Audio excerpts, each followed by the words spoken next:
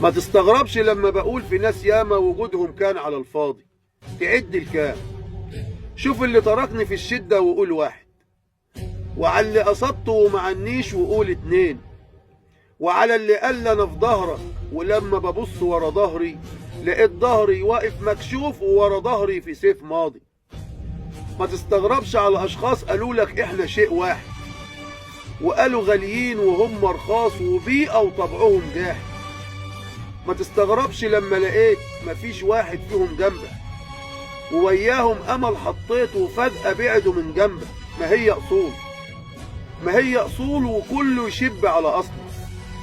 كتير من الناس لو فكرتهم شجرة هتيجي عليك وهتضلل وميل فرعها يمك حلال كسره. دي ارضها بور، دي ارضها بور وكانت زرعها شطاني. ما تستغربش يا ابن الناس وقول ابويا رباني على النخوة، ولما بكون راجل وعارف كلمة الاخوة، وعمري في يوم ما كنت خسيس، عشان لو طبعي فيه خسة هيبقى المولى مش راضي. بلاش تندم على صحبة ضميرهم سوء، طوعني في بعدهم عنك ده بكرة تروق. لانك انت يا ابن الناس جينات اللقم مش عندك، وبالاخلاص عشرت الناس مفيش فيهم واحد سندك. فخلي الامر عند الله وهو العدل والقاضي.